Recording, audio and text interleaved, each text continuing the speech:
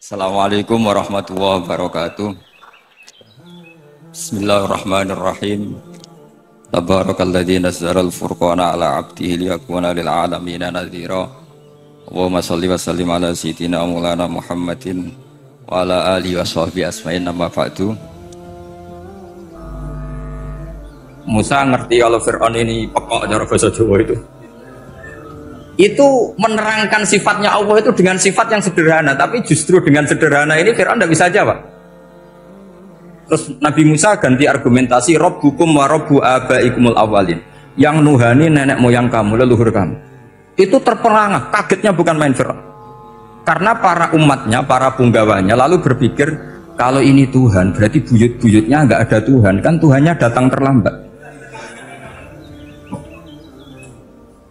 Makanya Pak Jokowi kalau dituduh PKI gak terima. Saya ini lahir tahun berapa gitu, pas ada PKI itu masih 4 tahun, masa ada PKI balita. Ini enggak, ini ada Tuhan balita, Tuhan terlambat. Pertanyaannya adalah kalau Fir'aun itu Tuhan, lalu bapaknya, mbahnya, buyutnya Tuhannya siapa? Makanya ketika Allah disifati Nabi Musa, Rabbukum wa Rabbu abaikumul awalin, yang nuhani nenek moyang kamu, itu kagetnya bukan? Dan semenjak itu banyak punggawa Fir'aun yang iman. Ini yang akhirnya nanti jadi waqala rajulun mu'minum min ali fir'auna yaktumu iman. Atau yang menjadi ayat wajah rajulun min aqsal madinati yas'a. Kenapa mereka menjadi iman? Karena logika Fir'aun Tuhan itu gugur, runtuh. Bisori khil hujjah, dengan logika yang sangat transparan. Jadi ini perlu belajar tauhid. Jadi kalau sampean sudah kalah suara, jangan kalah logika. Kalau sudah kalah suara, kalah logika, jangan kalah tinggal mendengar saja kok tidak paham bangune gitu. Jadi ini sering saya utarakan, makanya banyak ulama mengatakan fasihhu ibaratil Quran itu bukan sekedar notnya atau sajaknya, kalau boleh dibilang saja, tapi karena runtutan cara berpikirnya. Maka kelihatan sekali di tema-tema Quran, ketika nyifati Allah Rabbus samawati wal ardi tidak mengalahkan Fir'aun, justru dengan sifat yang ringan Rabbukum wa Rabbu abaikumul awalin bisa mengalahkan Fir'aun. Nah, kenapa sekarang orang tidak fasih baca Quran? Karena tadi perangkat itu tidak cukup. Saya berkali-kali matur, juga sering matur Mbah Mus, saya itu sekarang masih belajar Al-Ibris, Mbah Misbah, Marbawi, semua khazanah tafsir, baik yang bahasa Jawa, bahasa Melayu, itu masih saya pelajari. Termasuk saya pelajari lughotnya, mulai lughot yang setengah benar sampai macam-macam. Saya tadi matur sama Profesor Said Aqil Al-Munawwar. Memang bacanya harus urut, Said Aqil Al-Munawwar, karena sekali salah Said Aqil Sirat. Sebenarnya nggak apa-apa, ini sama-sama orang alim. Cuma nggak tahu nasib di publik ini, nggak tahu saya ya, macam-macam lah. Namanya orang banyak, nggak usah dijelaskan. Tapi semuanya baik. Saya pernah ketemu Pak Said Aqil Sirat itu bilang gini, Gus, orang jadi wali itu sebabnya 2. Mungkin kalau kayak jenengan banyak pecintanya, yang doakan banyak. Kalau saya banyak yang benci, wah itu ngirangi dosa gitu kan. Batin gue dasar wong alim bener wah. Jadi beliau nikmati memang itu. Karena babanya beliau itu sama dengan babah saya yang dari keluarga Kudus. Buyut saya itu kakaknya buyutnya Pak Said Aqil. Jadi makanya jangan pernah benci orang alim. Orang alim bulet atau kayak opo itu masih saja punya alasan. Saya itu dengar Kiai Bisri, cerita Kiai Bisri itu tidak ada yang serius. Dulu ketika ada polemik haji yang mu'alim, itu orang kumpul semua di sini. Kata Kiai Bisri, sudah nunggu Mbah Fadl. Mbah Fadl sudah di rumah. Ngiranya orang itu ya Mbah Fadl rawuh dileteh. Setelah lama Mbah Fadl tidak datang. Loh Kiai Bisri, Mbah Fadl tidak datang. Lah ya di rumah. Lah mana aku tidak ada? Ya di rumahnya sendiri. Karena beliau nggak pernah bilang di rumahnya. Orang saja yang kepikiran kalau itu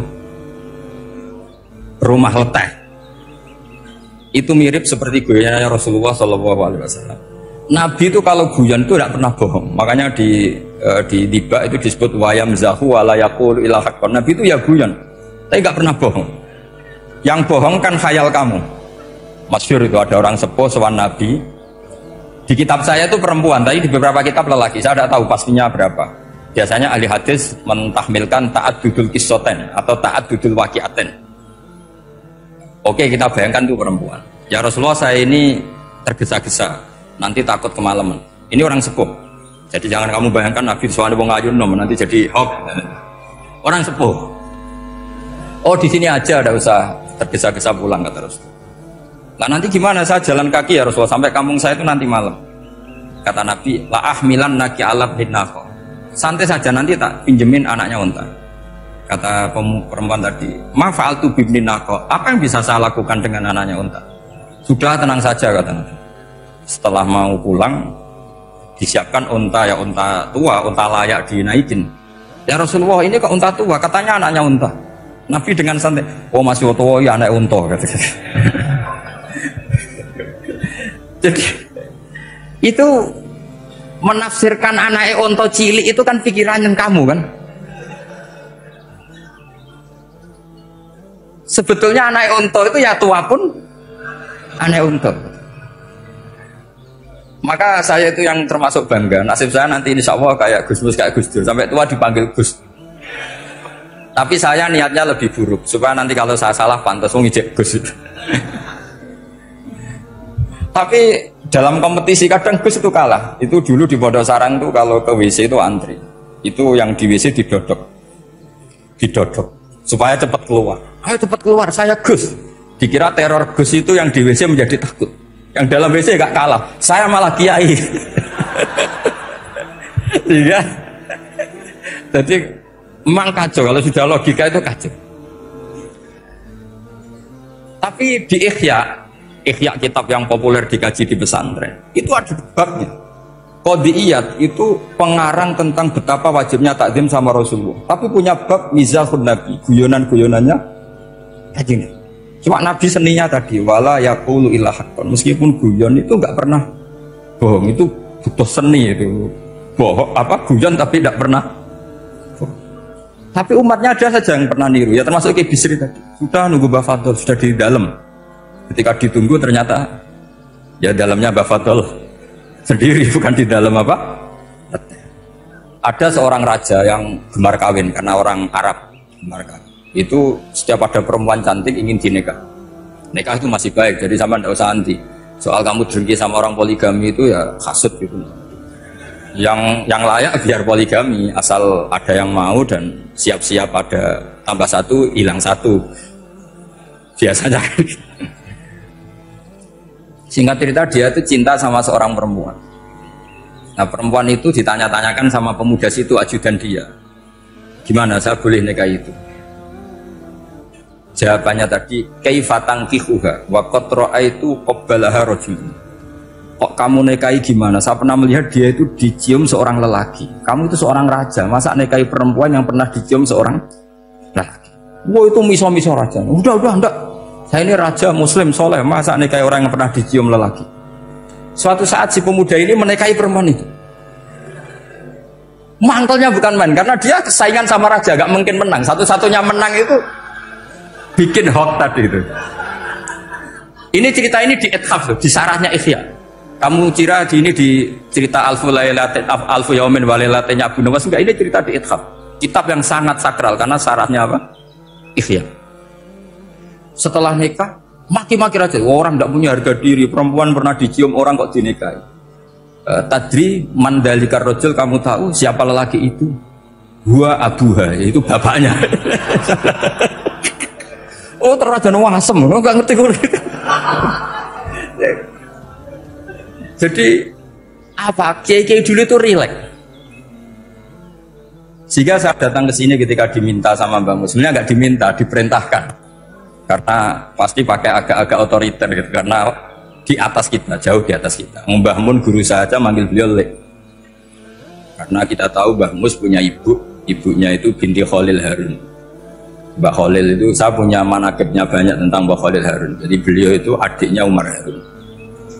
Mbah Umar Harun itu dulu alim-alimnya Ki Sarang, setelah Mbah Ghazali itu Mbah Umar Harun. Termasuk Mbah Khalil Harun yang ngaji sama kakaknya Umar Harun. Setelah beliau alim alama, singkat cerita setelah menyelesaikan pendidikan, pindah ke Kasingan itu dibawain santri oleh kakaknya namanya Umar. Harun. Nah Mbah Harun itu punya istri namanya Mbah Sinto, itu saudaranya Mbah Ghazali. Makanya Mbah Mun manggil Mbah Mus itu Lek, karena Mbah Mun ke Mbah Ghazali itu Mbah Mun Nyai Mahmudah binti Ahmad. Ahmad ini bin Su'eb. Su'eb ini juga menantunya Mbah Ghazali. Terus Mbah Ghazali, berarti Mbah Mun dari Mbah Ghazali generasi kelima. Kalau Mbah Mus kira-kira ya Mbah Mus, Nyai Bisri, Mbah Khalil. Nah Nyai Sinto ini sudah saudaranya apa? Mbah Ghazali. Berarti Mbah Mun dengan Gus Mus itu kalah satu tokoh di urutan nasab, makanya manggil apa? Lek. Tapi Mbah Mus orang baik, tidak pernah manfaatkan itu. Yang sering manfaatkan Mbah Nawawi itu. Karena pernah sepuh itu, wah sembrono kalau sama saya itu. Saya di mana-mana itu digosipkan murid beliau. Ya saya ikhlas saja. Itu satu-satunya harga diri Mbah Nawawi, ya saya ikhlas. Saya ikhlas seikhlas-ikhlasnya. Jadi karena memang saya manggil beliau juga memang pernah nyembah. Buyut saya kandung itu namanya Maimunah, itu mbaknya Mbah Dowi. Jadi saya ini juga Bani Lasem. Buyut saya kandung namanya Maimunah, istrinya Mbah Umar bin Arabi. Melahirkan mbah saya sampai ibu saya sampai saya. Saya teruskan. Jadi cobalah Quran itu dibaca secara fasih. Kalau ingin baca fasih caranya gimana? Kamu harus belajar balaghah, belajar lisanul Arab, belajar mantek, belajar logika. Kalau logika itu tidak sampai, cari mohalnya. Ini fatwanya Said Robdon Al-Budi, juga fatwanya semua ulama usul fikih. Saya ulang lagi ya, kalau logika kamu nggak paham, cari sisi mohalnya. Saya ulang lagi, cari sisi. Misalnya kamu angan-angan tentang Allah nggak dok, sedurungnya Allah itu sopo. Misalnya kamu angan-angan gitu. Sama agama tentu itu dilarang, tapi orang filsafat tetap saja nyari itu. Lalu hentikan pencarian itu, yaitu tadi katakan saja hadhil maujudat yastakhilu ayyakhluqahal adam. Sesuatu yang maujud tentu nggak mungkin disebabkan oleh sesuatu yang tidak ada. Fa innal adama la yu'athiru aslan wa la yakhluqu aslan. Namanya sesuatu yang nggak ada pasti tidak berstatus pencipta. Namanya saja nggak ada. Akhirnya la budda min ayyasbiqu hadzal alam maujudun. Maka alam ini harus didahului sesuatu yang maujud. Lah maujud ini yang oleh Islam disebut Allah Subhanahu wa ta'ala.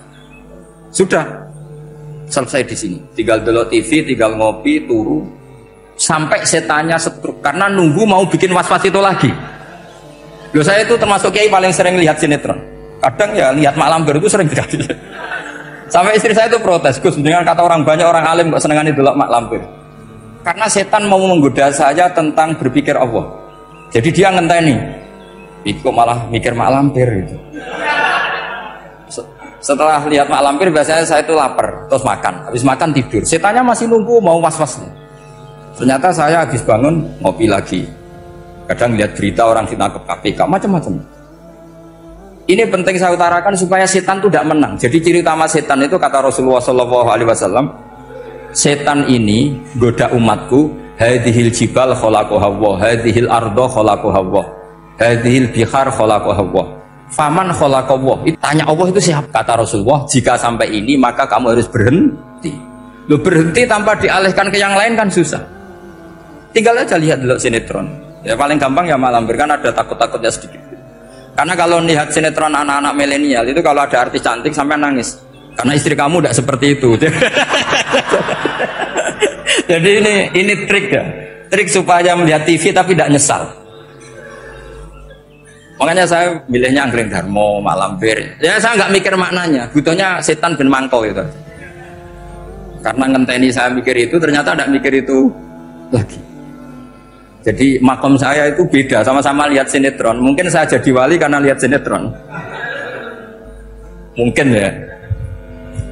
Makanya banyak wali itu nggak bisa diduga, banyak orang jadi wali itu justru karena makan, justru karena melakukan hal-hal yang cara orang banyak itu salah. Itu Abu Yazid Al-Bustami itu pernah tanya sama Allah. Kamu nggak usah bayangkan caranya tanya gimana, nggak wali ya tuh. Sudah ada usah tanya itu. Tanya gini, ya Allah, orang sesregup saya dalam ibadah sedekat ini sama jenengan. Lalu saingan saya dekat jenengan masuk surga itu siapa? Sama Allah ditunjukkan orang yang tidur, itu tidur yang. Ya teman kamu yang tidur di kamar. Nggak terima Bu, ini gimana kok bisa setingkat saya, orang tidak harus tidur gitu. Yang saya ibadah terus, istighfar terus. Jadi jawabannya Allah nih, wah ibadah terus itu mergo dia. Jadi kan nganggep aku itu rodok-rodok jahat gitu.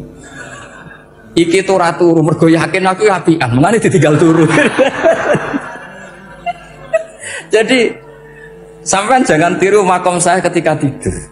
Itu punya kelas khusus. Tapi jangan tiru, ini cerita saja, sampean tidak harus niru. Karena sampean kalau niru, itu harus ada Abu Yazidnya. Abu Yazid sudah nggak ada. Tapi itu ilmu. Ilmu yang cocok, tidak cocok, harus kita kaji. Saya tadi jagungan sama beliau, sama Profesor Said Akil Al-Munawar. Beliau cerita, sebetulnya sekolahan saya itu tentang usul fikih, tapi terkenal saya Profesor Tafsir. Tapi saya suka ilmu usul fikih, meskipun korbannya ya banyak. Biasanya orang jadi liberal gara-gara ya usul fikih. Sebenarnya nggak perlu dipikir lah, itu macam-macam. Begini, dalam usul fikih yang mainstream itu kan ada hukum wajib, haram, ya makruh, terus macam-macam lah. Termasuk ada mubah.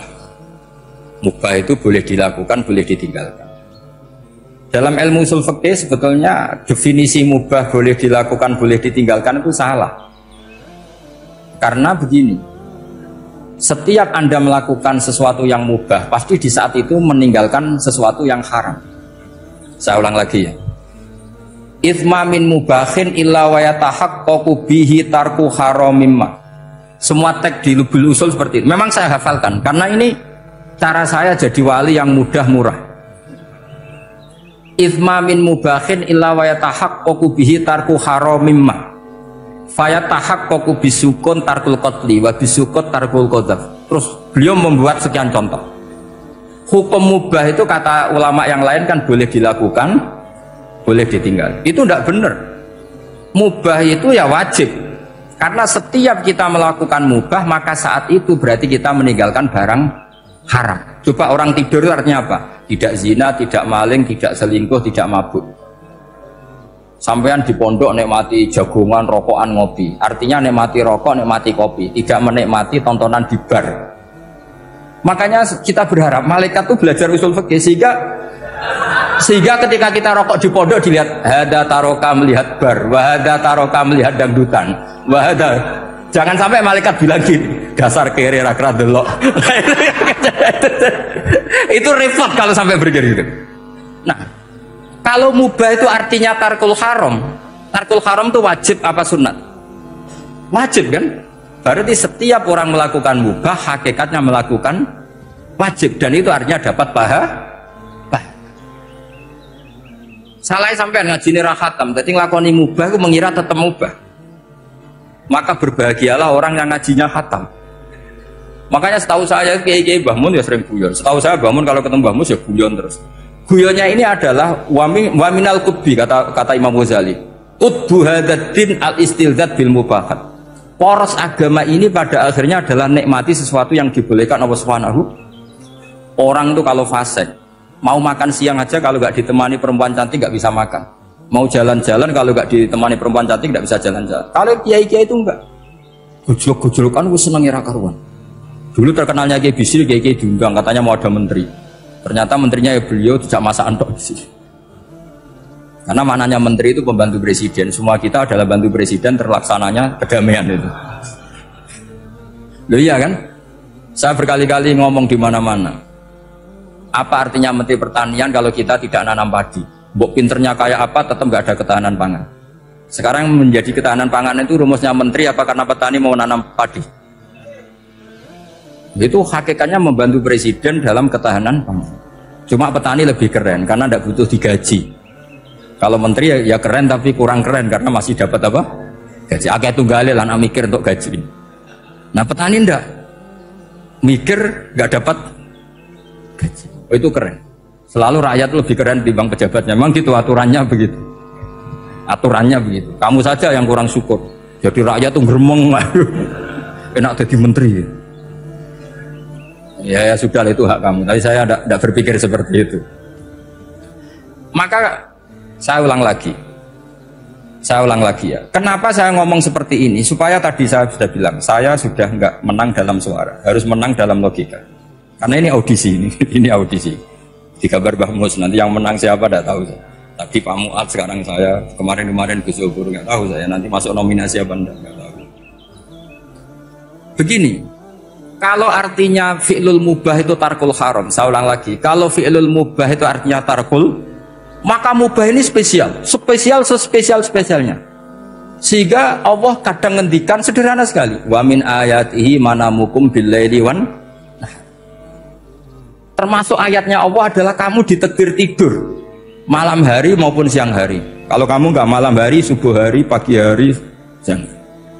Kenapa dihitung wa min ayatihi? Sekarang kalau ada pakar medis, pakar kesehatan bilang ini kalau kurang istirahat mati, kalau kurang istirahat jantungan. Berarti tidur adalah menghilangkan penyakit jantung. Obat paling mandi dengan orang rutin tidurnya itu masih mandi orang rutin tidurnya. Kamu beli obat harganya 1 miliar tapi gak pernah tidur 3 hari, tetap taqabbalallahu minna minkum taqabbal ya karim. Maka yang penting itu obatnya apa tidurnya? Tidurnya yang dibantu obat. Tapi kalau obat tok gak dibantu tidur masih sakit. Berarti penting mana tidur sama obat? Karena penting tidur wa min ayatihi.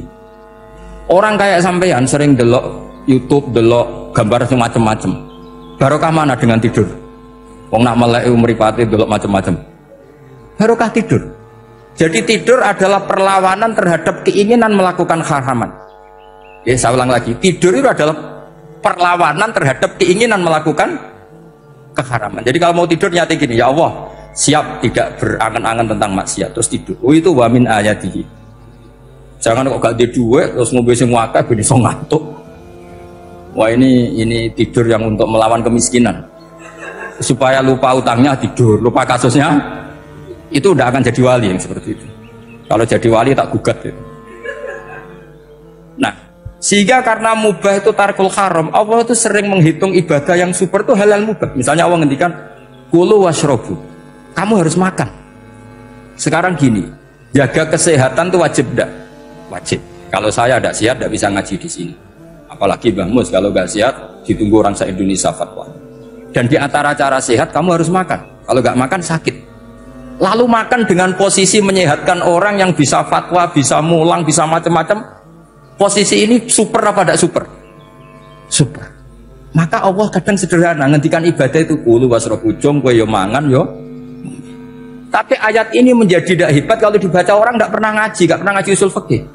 Pangeran piye toh? Dirimo ngongkon mangan kowe dikongkokno kulu. Wis ora usah ngono ya wis mangan. Rusak Quran kena makna ngono iku rusak. Kamu tahu superiornya ayat kulu wasrobu kalau belajar fa inna fi'lal mubah berarti tarkul haram karena saat melakukan mubahnya tarkul haram. Dan tarkul haram itu penting. Sekarang gini, merusak diri sendiri haram apa enggak? Haram. Untuk supaya tidak rusak kamu harus makan. Berarti makan wajib apa sunat? Wajib. Lho sing haram itu kalau tulung piring dintekno. Nah, dengan cara pemaknaan seperti ini, Quran akan superior. Bahkan di ayat-ayat yang kelihatannya sederhana, kulu wasrobu, wala tusrifu. Ketika Nabi Musa dimenangkan mengalahkan Fir'aun, itu Allah firman pertama gitu, kamu harus makan mimma rusaknakum. Cuma syaratnya wala tatghaw fihi fayakhilla alaikum ghadab. Kalau kamu berlebihan nanti dapat ghadab saya. Nah khawatir saya kalau ilmu ini sudah hilang terus ayat-ayat yang biasa tentang kemanusiaan dikira biasa. Padahal ayat ini super. Misalnya nikah. Nikah itu oleh Allah, perempuan yang kita nikahin itu oleh Allah disebut surga. Saya punya bukti. Misalnya gini ayat ya. Wala tangkihul musyrikati hatta yu'min wala amatum mu'minatun khairum min musyrikati walau a'jabatkum. Terus terusannya ayat wala tangkihul musyrikina hatta yu'minu wala abdu mu'minun khairum min musyriki walau a'jabakum. Terusannya ayat itu ulaika yad'una ilan nar. Para musyrikah yang ingin kamu nikahi karena mereka non muslim atau kafirah atau musyrikah itu hanya mengajak kamu masuk neraka. Maksudnya ngajak itu kan bisa saja kamu tertarik perempuan tadi sampai kompromi merubah akidah kah? Terusannya ayat wallahu yad'u ilal jannah. Harusnya dengan perbandingan kamu jangan menikahi musyrikah. Logika perbandingannya kan wawaw yad'u ila nikahil mu'minah. Saya ulang lagi, harusnya muqabalahnya kan wawaw yat'u ila nikahil mu'minah. Allah mengajak kamu supaya menikahi mu'minah. Tapi kata mu'minah sama Allah diganti wawaw yat'u ilal jannah. Allah mengajak kamu masuk surga. Ila nikahil mu'minah. Artinya gini, setiap kamu hubungan intim sama istri kamu itu adalah menjadi kamu tidak zina. Jadi kalau kamu tidak zina, barokahnya istri kamu ini penopang kamu masuk surga. Makanya Rasulullah pernah ditanya, ibadah itu apa saja? Nabi secara ringan diantara jawabannya, wa fi buti ahadikum shadaqah. Sudah kamu ngumpul istri kamu itu ya ibadah. Terus kata sahabat-sahabat, ya Rasulullah ayati ahaduna syahwatahu wa walahu ajrun. Yang benar saja Rasulullah, masa urusan gitu dapat pahala? Nabi jawabannya ya enteng, alai salawadu'aha fi haramin aka'ana ali wisrun. Kalau dia salah yang dikeloni kan ya dosa. Berarti kalau ngeloni yang benar juga pahala. Berarti istri kamu itu jannah surga. Cuma jannah yang agak aneh karena rewel itu agak aneh. Jadi itu jannah yang agak aneh. Maka supaya jannah ini tidak aneh, kata Rasulullah itu cara bersuami istri itu, kata Rasulullah, halla jariyatan tula ibuka wa tula ibuka. Sebagian riwayat halla jariyatan tudhahikuha wa tudhahikuka. Kamu cari perempuan yang gampang guyon, gampang rileks. Mula abah itu rileks, mudhahaka ya rileks. Saya berkali-kali cerita, saya ini termasuk orang yang nggak pernah diskusi penting sama istri saya, karena takut tegang. Jadi kalau tegang itu yang suaminya kalah. Jadi saya itu nggak pernah diskusi penting.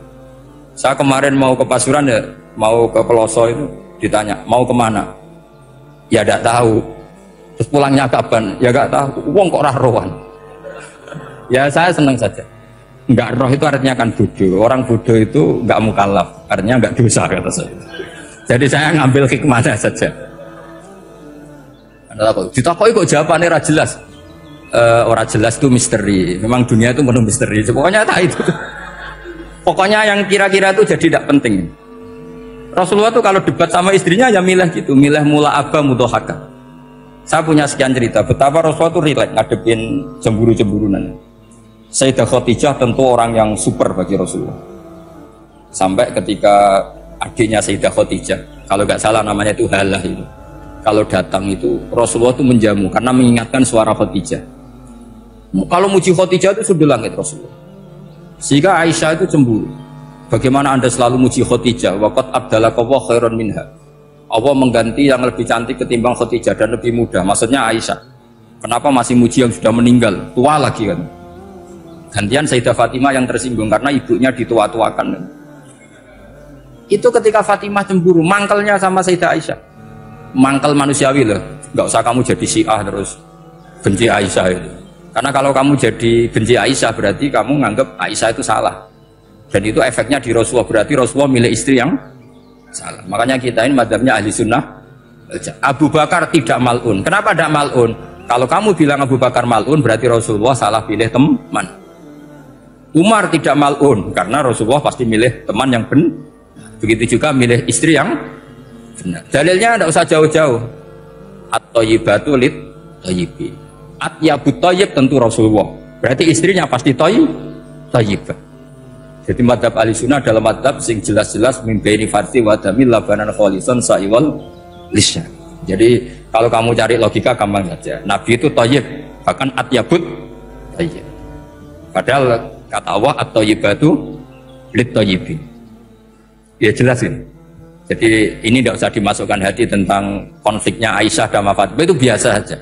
Yang satu bela ibunya, yang satu bela dirinya. Sebenarnya Aisyah itu nggak niat ngiritik Khadijah, ingin diperhatikan Rasulullah saja. Terus ketika Sayyidah Fatimah apa ya matur ya Rasulullah saya supaya ngalahkan Aisyah itu gimana? Karena ibu saya sudah meninggal ya memang cantik dia, muda dia. Dan tahu betul orang kalau Nabi itu sangat mencintai Aisyah. Kata Rasulullah bilang gini saja, tetap hebat ibu saya. Karena ibu saya dapat Rasulullah rondo untuk Joko. Kowe ayu kaya apa iku untuk dudo. Jadi rileks saja Rasulullah. Akhirnya ya semenjak itu enggak ngeritik lagi. Bahaya ini kalau ngeritik. Khadijah itu kan sudah umur 40 tahun. Janda dapat Joko. Aisyah perawan untuk judo. Keren mana? Keren Khadijah. Jadi tidak semua masalah itu Nabi itu menyelesaikan cara ekstrim. Nabi itu biasa mula apa? Santai lah. Nah, kalau para mbak-mbak ini ingin jadi surga yang nggak aneh, syaratnya jangan rewel, karena di surga itu nggak boleh ada orang rewel. Tapi kalau nggak rewel sementara suami kamu udah bener, ini namanya goblok. Maka kata Mbak Mun kalau ngijazahi santri-santrinya, cung bujum kudu rewel, nggak ngono fakir, kata Mbak Mun. Tapi santri yang di belakang gremeng, iya bah nak fakir, nak jantungan mati. Makanya sering itu. Jadi di antara ulumil Quran itu ada istilah maudhi'ul mudmar mengganti maudhi'ud dhamir, atau maudhi'ul lafzi menggantikan lafz dan akhar. Itu memang agak jadi medhi ilmu tafsir, tapi bagi pelakunya itu menjadi gampang. Ya tadi, ketika Allah melarang nikah hal musyrikah, saya ulang lagi. Ketika Allah melarang nikah hal musyrikah, normalnya perbandingannya kan wallahu yad'u ila nikahil mu'minah. Tapi sama Allah digenti, wallahu yad'u ilal jannah. Itu menunjukkan bahwa nikahul mu'minah adalah al jannah. Karena kamu hubungan intim ya ibadah, diwamuk kowe sabar ya ibadah, nafaqah ya ibadah, neng-nengan kejahatan senjata juga ibadah. Seru Bang, neng-nengan itu seru. Karena memang di antara sistem tubuh kita itu butuh masa-masa jeda. Itu mari cerdas. Karena tubuh kita ini hanya butuh seneng, tapi juga butuh susah. Susah itu melahirkan kearifan. Jajal bojomu tahu minggat, mesti kearifan kamu meningkat. Jadi minggat itu ya penting. Nikmati saja. Loh, ini saya nggak ngajari keburukan. Memang seperti itu. Nah, saya berharap ilmu usul fikih ini tidak boleh hilang. Karena dengan ilmu usul fikih kita tahu mubah adalah tarkul haram dan tarkul haram adalah wajib. Maka Allah sering sekali membicarakan sesuatu yang mubah itu superior. Kayak tadi wa min ayatihi manamukum billaili wan. Nah, termasuk ayatnya Allah adalah kamu itu tidur. Cara berpikir tadi, kalau saya tidak tidur sakit, kalau sakit habis biaya banyak. Sementara tidur hanya butuh seperti ini. Betapa baiknya Allah dengan tidur bisa menjaga kesehatan yang kalau tidak dijaga berbiaya tinggi. Berarti dan naumul ibadah. Terus ulama bilang tidur itu ibadah kalau niatnya litaqawi alal ibadah. Tapi nak wae blojo turu lah itu sing masalah. Tapi tentu ilmu itu ada pembanding. Sekarang ketika kamu tidur itu tarkul wajib apa tarkul haram, lah itu masalahnya. Seringnya kamu itu tarkul wajib. Wae mulang turu, wae ngantor wong kerja turu. Lah itu tarkul haram apa tarkul wajib? Tarkul wajib. Kalau tarkul wajib berarti status tidur kamu haram. Sudah pinter ini, sudah maju ini, sudah maju. Jadi saya belajar usul fikih lagi-lagi karena untuk menjadi mufassir itu harus menguasai balaghah, menguasai usul fikih, menguasai lisanul arab. Nah, lisanul arab yang sering saya contohkan berkali-kali. Saya punya kitab namanya Ar-Risalah. Orisinil karangannya Imam Syafi'i. Saya baca beberapa kali khatam. Juga saya beberapa kali bacakan santri. Itu kalau memaknai Quran secara lisanul arab itu gampang sekali. Gampang sekali. Ketika Imam Syafi'i mengatakan kamu boleh tayamum ketika bepergian dan saat bepergian itu tidak menemukan air, syaratnya kamu tolabul ma', cari-cari dulu. Ketika ditanya sama ashabu Syafi'i kenapa harus cari-cari dulu, jawabannya enteng. Li'anna Allah ta'ala yaqul falam tajidu ma'an wala yuqalu liman lam yatlub lam yajid. Karena Allah ngendikan kemudian kamu tidak menemukan air. Di mana-mana tidak menemukan setelah mencari. Kalau belum mencari namanya tidak tahu. Jadi dari kata falam tajidumaan kemudian kamu tidak menemukan. Tidak menemukan berarti apa? Setelah mencari. Sehingga beliau mensyaratkan dicari-cari dulu, baru berkesimpulan tidak menemukan. Nah, setelah tidak menemukan kamu baru boleh tanya. Segampang itu ilmu usul fikih di depan Imam Syafi'i. Ulumul Quran dianalisis dengan usul fisik. Ketika ditanya kenapa Anda mensyaratkan nikah itu pakai wali? Ayatnya apa? Kalau hadisnya jelas, la nikaha illa biwaliyin mursyidin. Ayatnya apa? Imam Syafi'i secara enteng baca ayat fala ta'duluhunna ayyankihna azwajahunna idza taradhu bainahum bil ma'ruf. Jika wanita yang kamu waleni, saya ulang lagi, jika perempuan yang kamu walikan, misalnya kamu punya anak yang umur 20 tahun ingin nikah sama seseorang, seseorang ini layak Ya misalnya kiai ya apal alfiyah. Tadi kata Mbah Mus itu muridnya Mbah Khalil alfiyah diwolak-walik apa? Saking seringnya belajar alfiyah kata beliau sampai santri apal alfiyah wolak-walik tapi ra roh carane jamak kosor. Karena dulu pondoknya mau pondok nahwu. Jadi kayak di Ngelirap itu. Tonggone nganti apal fa'ala yaf'ulu fa'lan. Cinone weh apal saking bedino itu ujiane ra selawatan fa'ala yaf'ulu fa'lan wa ma fa'lan wa fa'ilun. Jadi pondok ya macam-macam. Itu saya tadi sampai mana itu? Tentang apa? Wali nikah tadi. Di bab fikih, saya ulang lagi di bab fikih. Itu kata Allah, jika perempuan yang kamu walikan itu ingin nikah, fala ta'duluhunna, jangan kamu larang. Kata Imam Syafi'i, kalau seorang wali tidak punya hak mewalikan, maka larangan jangan menghalangi itu tidak ada gunanya. Misalnya gini, Zaid itu tidak punya utang saya ulang lagi, Zaid tidak punya utang saya. Memang ini ilmu logika, Zaid tidak punya utang saya. Terus sampean bilang ke saya gini, Gus Bah, Zaid ojo tagih. Itu omongannya wong aneh apa enggak? Aneh kan? Tapi kalau Zaid punya utang saya 1 juta, terus kamu menasihati saya, Gus, Zaid ojo tagih, benar apa enggak? Wali itu punya hak melarang. Saya ulang lagi, wali berarti punya hak melarang putrinya tidak nikah. Sehingga diperintahkan Allah, kamu jangan pernah melarang. Berarti punya hak melarang. Kayak tadi, Gus ojo tagih, berarti aku dia hak nagih. Misalnya otoritas bandara ATR, pesawat Boeing sekian-sekian Lion, bolehkan landing di sini. Karena operatornya punya hak melarang. Juga punya hak mengizinkan. Tapi kalau orang lain kamu bilangin pesawat Lion nggak boleh landing di Semarang, orang lain yang nggak terkait dengan otoritas itu, aneh nggak omongan itu? Aneh. Kalau wali dilarang menghalangi perempuan ingin nikah harus memberi izin maksudnya, maka berarti wali punya hak menikah. Paham yang saya maksud? Makanya Imam Syafi'i mensyaratkan seorang perempuan yang nikah harus pakai wali. Jadi segampang itu. Kitab Ar-Risalah menerangkan ulumul Quran. Dan dalam banyak hal ulama dulu itu, makanya saya tadi berjanji, karena Quran itu bisa kamu baca fase, kamu dengerin suara enak ya enak, kamu dengerin logika yang enak ya enak. Jangan sampai kamu udah dua-duanya. Suaranya sudah ada enak, logikanya tidak enak, itu kacau namanya. Ketika Imam Syafi'i ditanya, bagaimana hukumnya uzubah? Uzubah itu gak nikah. Padahal ada hadis faman rohibaan sunnati falesa. Kata Imam Syafi'i ya gak apa-apa. Kenapa? Fa inna Allah ta'ala dzakara 'abdan sholihan wa qala wa sayyida wa hasura wa nabiyya minas sholihin. Allah menyebut nabi yang soleh, dan di antara nabi yang soleh itu ada yang berstatus hasur. Hasur itu tidak ada keinginan sama perempuan, akhirnya tidak nikah. Berarti tidak nikah itu boleh karena ada nabi yang tidak nikah. Segampang itu dulu. Saya punya kitab, saya ini baru gencar-gencarnya kampanye kitab Syajaratul Ma'arif. Karena memang kitab itu bagus, menurut saya simpel dalam memahami Quran. Jadi anggap saja ini bentuk penghormatan saya sama Ki Bisri yang sudah mengkhidmai, mengenalkan ulumul Quran lewat apa? Tafsir apa? Al-Ibris. Yang Ki Misbah punya tafsir Al-Iqlin.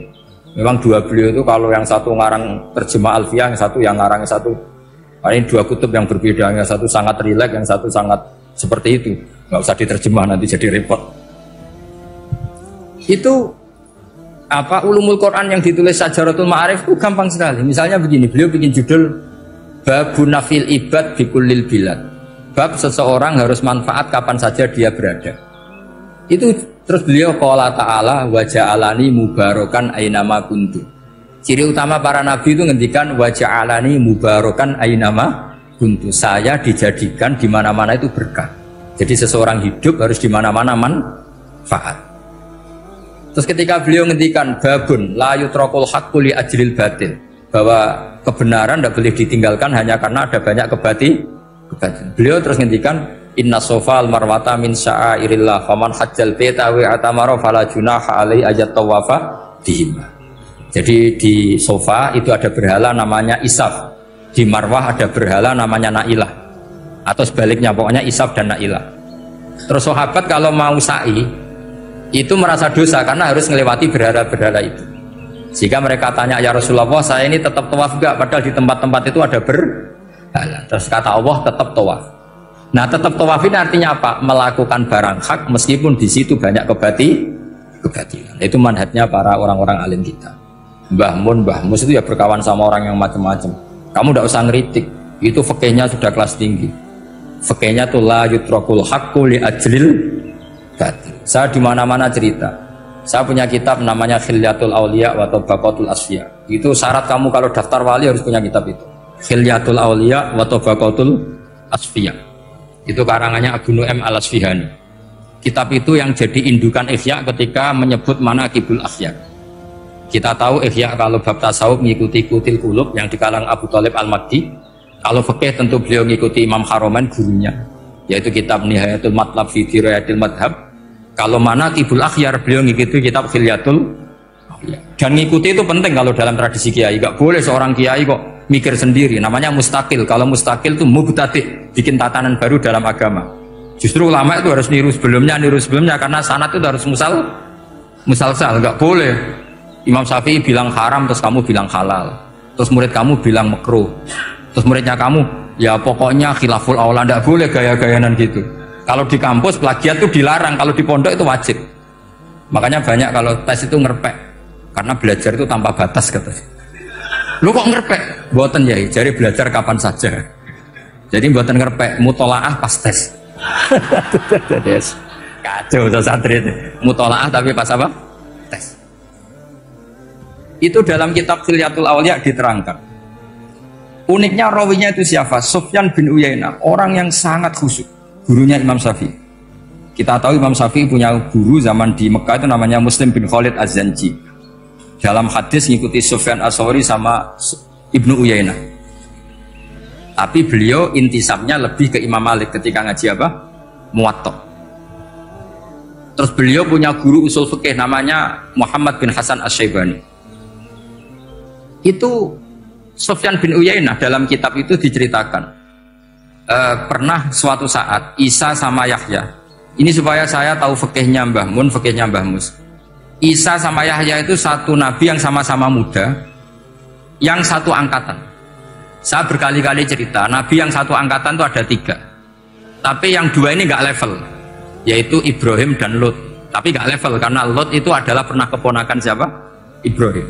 Musa dan Harun, tapi Harun itu nggak levelnya Musa karena dia jadi nabi berdasar proposal Nabi Musa. Jadi Nabi Musa itu alsak, agak pelak, sehingga beliau kalau menjelaskan kesulitan terus pakai jubir. Makanya kemarin-kemarin itu ada wali yang kalau ngomong pakai apa? Jubir. Akhirnya Nabi Musa ngendikan apa? Waj'alli waziran min ahli Haruna akhi usdud bihi azri wa asyrikhu fi amri. Ya Allah, saya ini lisannya enggak pati fasih, tolong Harun sing huwa afsahu minni lisanan. Yang lisannya lebih fasih tolong jadikan nabi. Sama Allah dituruti, Harun jadi apa? Nabi. Tapi yang dapat wahyu Musa, jadi dia hanya jubir. Makanya seangkatan tapi tidak level. Yang seangkatan level itu hanya Yahya dan Isa. Nabi Isa kita tahu berstatus wa yukallimun nasa fil mahdi wa kahla. Jadi mulai kecil sudah pintar. Nabi Yahya ya enggak kalah dengan hukmah sobiyah. Ketika kecil sudah pintar. Jadi ini rivalitas dalam ilmu. Makanya khilaf itu penting. Jangan gontok-gontokan berarti ora tahu ngaji. Khilaf itu penting. Nabi Yahya itu kalau jalan-jalan sampai Nabi Isa, itu yang Nabi Yahya mesti tanya, aina khiyarun nas, rumahnya orang baik mana? Saya mau nginep di situ. Mesti tanya gitu kalau di satu perkampungan yang beliau-beliau sedang jalan-jalan. Tapi kalau Nabi Isa tanyanya aneh, aina syirarun nas, wong sing elek-elek manggoni nang ndi. Akhirnya ini kan terjadi debat, tapi karena sama nabinya ya tidak debat kusir terus kubu-kubunan kosong berapa sama kosong berapa, enggak, ini sama ya sama-sama kosong-kosong, sama-sama orang ikhlas itu kosong-kosong. Selama terus debat kecil. Kenapa kamu tanya aina khiyarun nas? Mana orang-orang baik? Jawabnya Nabi Yahya, ya kumpul orang baik itu enak, nyaman, teduh, enak. Nah kamu kenapa kau tanya mau nginep di aina syirarun nas? Ana nabiyun, ana tobiukan yang sakit. Kalau anda peneliti penyakit, cari daerah yang banyak endemik penyakit apa yang daerah sehat? Daerah yang kena endemik penyakit. Tapi problemnya anda sendiri berpenyakit dan kalau ke situ tambah nemen. Ya sama. Kalau kamu kira-kira tidak kuat ya jangan kumpul orang yang seperti itu. Kamu tidak kuat kan, malah katut. Tapi fikih-fikih kiai-kiai kita, guru-guru kita, berteman orang macam-macam tenang saja. Karena mereka kekuatan kesalehannya sudah absolut, sudah kuat sekali. Ya tentu bi'aunillah wa bitaufiqih. Sehingga kamu tidak usah meki para guru-guru kita. Saya pernah didhawuhi Mbah Mun. Ya Jong, ya aku wis ketemu Megawati. Piye-piye Indonesia kudu damai. Mau nak tukaran yo repot. Jadi yo piye, aku yo kiai. Artinya beliau harus ketemu karena untuk supaya Indonesia itu damai. Beliau anggap saja makili religius, Bu Mega makili apa? Nasional. Dan Indonesia damai itu kalau ada kerjasama antara kaum nasionalis dan kaum apa? Religius. Jadi yang namanya damai itu penting sekali. Sampai Rasulullah itu pernah berdamai sama orang yang jelas-jelas kafir. Apalagi Indonesia belum sampai seperti itu. Yaitu kita tahu dalam Sulhul Hudaybiyah, Nabi berakad damai sama Suhail bin Amr. Padahal kafir. Nah, kalau kamu Qurannya sudah seperti itu, maka Quran itu punya kekuatan yang luar biasa. Ketika Sayyidina Ali konflik sama Sayyidina Muawiyah, itu dirumuskan kita berdamai. Setelah kita berdamai, terus ada pertanyaan begini. Lalu orang yang sedang konflik itu nak ketemu raine, roh raine wis ra seneng. Ning dinggon jenenge konflik ketemu raine wis ra seneng. Oke, kita pakai mediator, kata Sayyidina Ali. Akhirnya Sayyidina Ali pakai mediator, Muawiyah pakai mediator. Terus orang Khawarij bilang, dalilnya apa mediator itu? Nggak ada Qur'annya. Itu orang Khawarij. Sama nggak usah tanya. Kalau orang sekarang yang apa Gus? Wah itu mari fitnah, itu provokator, tanya gitu. Singkat cerita, terus Sayyidina Ali itu agak marah karena beliau terbentuk oleh Quran. Itu spontan Sayyidina Ali baca ayat wa in khiftum shiqaqa bainihima fab'atsu hakaman min ahli wa hakaman min ahliya. Jika suami istri menghadapi konflik, di mana-mana konflik roh raine kan gak seneng. Maka yang keluarga lelaki kirim mediator, yang keluarga perempuan kirim. Terus dari Sayyidina Ali wa ummatu Muhammad a'dhamu min amri rajulin wa imra'atin. Umatnya Muhammad lebih serius ketimbang urusan lelaki dan perempuan. Wong suami istri saja kalau konflik butuh mediator, apalagi hadhil ummah. Segampang itu mereka istidlal. Jadi mediator dalilnya mana ya? Dalilnya wa in khiftum shiqaqa bainihima fab'atsu hakaman min ahli wa hakaman min ahli. Dulu Quran itu seperti itu.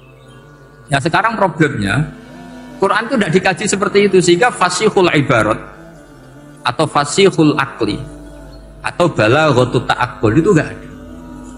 Makanya saya ini pengagum kitab Ibnu Hajar al-Asqalani yang nyarai Bukhari. Kata Ibnu Hajar al-Asqalani, termasuk mukjizatnya Quran adalah al-iltizat al-aqli. Akal itu menjadi nyaman. Itu uniknya yang dicontohkan seperti ngaji saya malam ini. Misalnya Allah ngendikan amkhuliku min ghairi syai'in, yang namanya maujudat tentu diciptakan sesuatu yang maujud. Karena akal akan tersiksa ketika dicekoi gini. Hadhil maujudat khalaqahal adam. Tersiksa enggak akal kamu sebagai orang waras dicekoi pikiran hadhil maujudat khalaqahal adam. Ini maujudat disebabkan oleh ketiadaan. Mesti kowe ra iso turu. Barang rono kok iso gawe iku piye? Nah ini yang dimaksud dalam ilmu tasawuf ala fi dzikrillah tatmainnul qulub. Jadi cara tenangnya hati itu macam-macam. Nak wong toreko wis wong kon wiridan. Nak kaya kula rada ahli akal, wis meneng. Alhamdulillah di pangeran sing wujud. Berarti hadhil maujudat khalaqahal maujud. Berhubung maujud ini pencipta berstatus super. Super itu dalam agama disebut wajibul wujud atau musabbibul asbab atau kausa primamboh lah sauning-uning musim penting itu ora hadhil maujudat khalaqahal. Makanya kata beliau, Nabi itu bukan sekedar jamal suratan, ganteng secara perawakan, secara fisik enggak, tapi juga Nabi punya jamalul akal. Akalnya itu nyaman. Yaitu kita disuruh iman dengan sesuatu yang memang kita nyaman. Seperti kita disuruh iman bahwa alam ini diciptakan oleh Allah, oleh al-mawjud yang super. Kan terus nyaman. Coba kalau kamu diajarin Islam, alam ini yakini yang menciptakan adalah ketiadaan. Oh, kamu kuliah sampai profesor, sampai dokter pusing. Ini ajaran apa? Sesuatu yang tidak ada menyebabkan sesuatu yang itu namanya termasuk ajaran ini indah karena ada al-iltizat al-aqli, kenyamanan apa berpikir. Karena mengkawana iku ali ngatasi mamal ismi yang disapa mislu jibali Arafah iku koyok gunung Arafah. Jadi pangeran yo aneh sing apik tapi. Jadi misalnya ana wong maca Quran kok yakin ra di sepuro iku dianggap ngenyek Quran. Wong wukuf ning Arafah kok nyangka dosane ra di sepuro dianggap ngenyek pangeran. Mulane ana wong wali iku mergo ndablek. Dene wong ndablek ra wali iku goblok-gobloke wong. Jadi kayak daftar wali lewat jalur napa? Ndablek. Tapi potongannya ya tetap ra wali, jenenge wis serabakan. Dadi wali niku gampang. Dene kok ora dadi wali wis bejane wong. Engko tak terangno carane dadi wali sing gampang-gampang nek mbok bar Ramadan tak deloke wis masuk ta urung. Nah ora tak sidang nongko. Ya dadi kan ora dadi wali usul ning pengadilan kudu dimenangno no. Rawahu ngrawatane hati sapa Imam Ahmad. Wasiratu te syarat iku dumatun, wasiratu tawi siratal mustaqim dulmatun peteng. Wasiratu te dalan lagu maring sirat wal yaqinu yakin. Wa te kang yakin tahqiqu tasdiki ku benerno barang sing tasdik. Tahqiqu tasdiki iku tahqiq dalam benerno. Maksudnya kamu punya otoritas pemikiran yang akurat. Kanggo benerno bil ghaibi lan barang ghaib. Niki sing dadi ibadah kula nganti ketemu pangeran. Tahqiqu tasdiki ku duwe akurasi benerno. Bil ghaibi lan barang ghaib. Carane bi izalati kulli ghaibin kelawan ngilangno saben-saben sing dadekno kemamangan. Bi izalati kulli ghaibin kelawan ngilangno saben-saben barang sing dadekno kemamangan. Pun kula baleni nggih saking awal wal maqalatur rabi'ah kula terangno ya.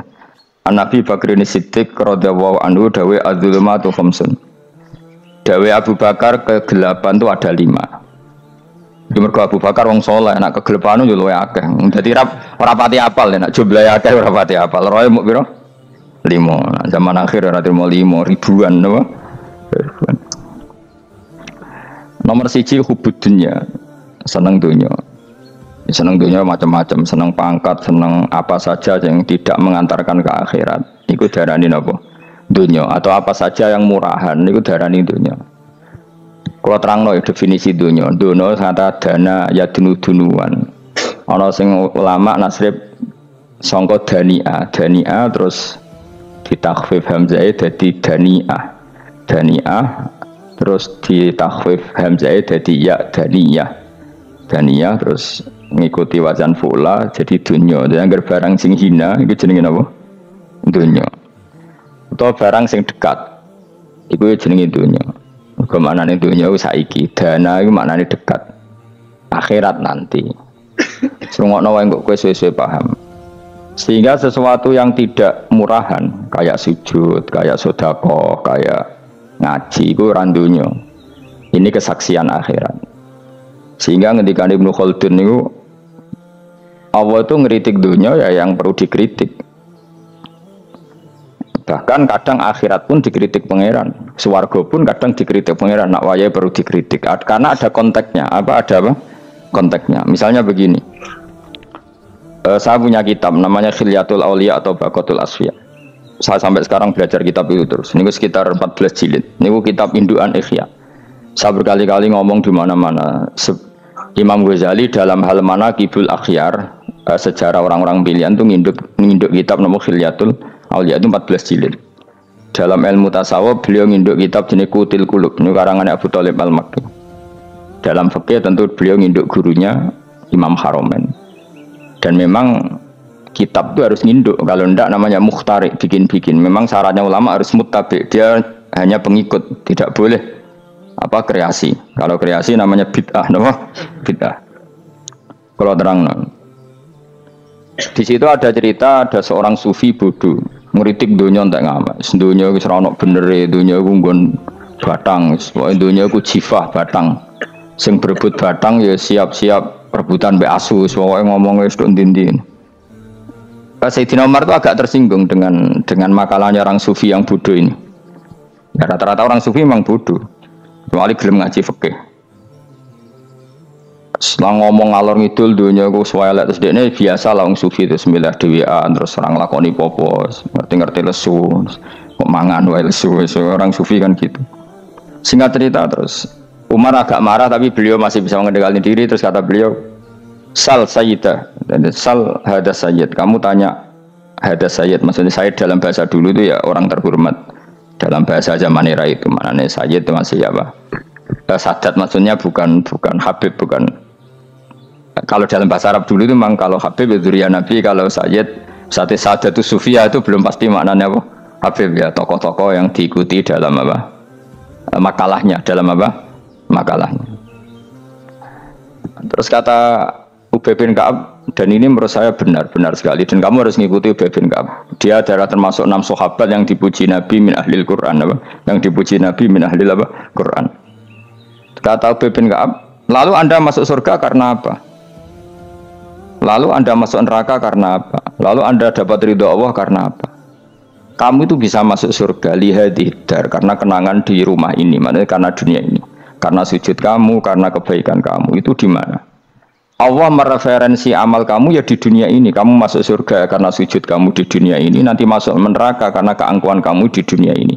Fahadi dunya mi'yar, dunia ini adalah takaran. Semua referensi Tuhan tentang akhirat itu merujuk kelakuan kita apa? Di dunia. Sehingga kalau kamu masuk surga selamanya lama, itu ya karena kebaikan kamu di dunia. Maka jangan kritik dunia ini, karena dunia itu mahalu sujudika, mahalu ruku'ika, mahalu pokoknya dia ngarah-marah. Sehingga semenjak itu kata Ibnu Khaldun, orang tahu dunia yang dikritik adalah dari madatul kalimah dani'ah, suatu yang murahan, apa? Yang murahan. Sehingga kalau misalnya orientasinya itu kebesaran li'ilai kalimatillah, maka itu tidak termasuk dunia. Dan yang suasananya akhirat tapi motifnya adalah kasal, kemalasan, itu yang benar-benar dunia. Makanya Imam Syafi'i sering kritik tasawuf itu sampai usis sati tasawuf alal kasal. Ilmu tasawuf itu basisnya itu karena pemalas. Karena tadi misalnya begini, ini contoh paling gampang. Zaid itu di daerah pinggiran di mana Islam itu minoritas. Terus dia ingin kaya raya supaya bisa bikin masjid atau bikin komunitas Islam, atau dia ingin jabat jadi lurah supaya nggak ada pelarangan orang sholat karena dia yang punya otoritas bikin aturan, atau kalau mungkin skup lebih besar dia ingin jadi bupati supaya daerah situ familiar dengan Islam karena pejabatnya Muslim. Itu tidak dunia karena semua orientasinya untuk mengawal sujud, mengawal kebenaran. Tapi kalau kamu di daerah pinggiran kemudian milih DWA, kabeh kersane pangeran, sidik-sidik kersane pangeran, terus kamu meninggalkan aktivitas dakwah, itu yang dunia karena motivasi kamu adalah al-kasal, malas dari mewarnai buminya Allah ini dengan sujud. Ini yang banyak orang sufi salah paham. Makanya orang sufi harus ngaji fikih. Bendekne roh dielingno wong alim, wong fikih nak kitmanul ilmi ku haram. Kitmanul ilmi haram. Menyimpan ilmu itu haram. Tidak memberi kontribusi dalam proses orang sujud adalah haram. Tidak memberi pencerahan pada umatnya Nabi adalah haram. Menikmati keasikan eling pangeran dewi adalah haram. Dia harus diingatkan gitu terus. Kalau enggak, itu bahaya bagi agama ini. Makanya dulu itu enggak ada orang sufi yang enggak ngaji ulama fikih. Sekarang kebalikan, malah wong sufi darani fikih mau kulit dekne wis tok hakikat sembrono. Mau tak tobat tenan nak ketemu aku. Itu bahaya, paham seperti itu tuh bahaya. Karena sekarang itu sufi itu jadi identitas kesalehan. Jadi yang rumah kome sufi koyo-koyo sak dhuwure ahli napa? Fikih. Itu bahaya. Karena tadi sufi itu akan ngeritik dunia sepedas-pedasnya. Kemudian ujung-ujungnya meninggalkan dunia, kemudian happy-happy asik mbek pangeran dhewean dan membiarkan umatnya Nabi ini berserakan kemana-mana, tidak terlibat sama sekali, tidak memberi kontribusi sama sekali. Cara bahasa gampangannya orang gelem amar ma'ruf, gak gelem nahi mungkar. Tapi bahasa amar ma'ruf nahi mungkar kan saiki dadi gerakan ekstrim, makanya ora tak bahasa amar tidak peduli, tidak mulang. Mergo saiki bahasa saiki repot terus. Paham ini penting kalau terang. Jadi kalau baleni malih ya. Sing dimaksud dunia ketika dikritik pangeran iku dunia sing sangka kata dani'ah, sesuatu sing murahan, sing enteng, sing nafsu, itu jenenge napa? Dunia, napa? Dunia. Tapi ketika sesuatu itu baik dan mengarah kepada Allah, itu jenenge dunia, iki masru'atul akhirah. Maka dunia itu di dua status, napa? Siji masru'atul akhirah. Dan ini status yang harus kita pakai. Makanya kata Imam Ghazali itu, kowe nak radi duwe sak penat-penate urip terus merasa enggak punya kenikmatan, datang saja ke kuburan dan yakinlah semua yang sedang mati keinginannya hanya satu, ingin kembali di dunia dan memperbaiki amal-amalnya. Berarti dunia adalah segala-galanya bagi orang yang sudah mati. Ya orang yang sudah mati itu cita-citanya satu. La'ali arji, semoga kita kembali ke dunia. Untuk apa? Untuk membenahi semua kesalahan yang pernah dilakukan zaman yang dunia. Terus kamu ingat, fa'ana fid dunya. Ya Allah, alhamdulillah sekarang masih saya di dunia. Artinya saya punya satu kesempatan yang diinginkan semua orang yang sudah mati di seluruh dunia. Lalu malah wali anu urip malah kepengen nang mati. Saking kakean kasus ini, apa? Kakean apa? Kakean kasus. Makanya di sini sirinya para rasul, para nabi itu sering donga Allahumma tawil umrona, sehingga banyak orang soleh mendoa supaya panjang apa? Umur. Itu karena pas itu yang hadir adalah dunia dengan makna masru'atul akhirah. Tapi ada juga wali dan nabi kadang-kadang donga, ya Allah, jika sebaiknya saya mati, mati saja. Itu ketika tergambar dunia yang sudah murahan, yang sudah arogan, yang sudah tidak jelas. Maka dunia ini punya dua status sekaligus. Jika prospek bagi Anda untuk masru'atul akhirah, maka nikmati senikmat-nikmatnya. Tapi jika bagi Anda ini sudah menjadi ladang maksiat apa-apa, maka jadikan dunia ini tempat tobat. Karena akhirat itu nggak ada apa-apanya dibanding dunia. Jadi akhirat itu hanya mereferensi dunia, mereferensi dunia. Ini penting kula aturno. Kadang-kadang sufi kemudian goblok ora iso ngaji. Dia nganggep dunia sampai akhirat itu penting akhirat, tapi cara maknaninya salah. Lho kowe nganti ning akhirat mlebu swarga itu karena apa coba? Amal zaman di mana? Di dunia. Berarti penting mana dunia sama akhirat? Penting dunia karena akhirat mau efek, apa? Efek dunia ini yang pokok. Apa dunia ini yang pokok. Kalau Allah kan cara ngendikan tidak seperti itu. Allah cara ngendikan gini loh. Akhirat, maksudnya walal akhiratu khairul lakam nalula gini.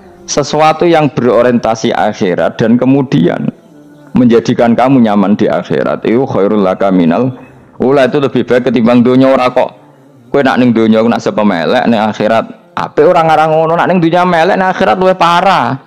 Kayak mlaratem cek ngene iki kan, tapi kan cek iso ngopi, cek iso mangan tengkleng.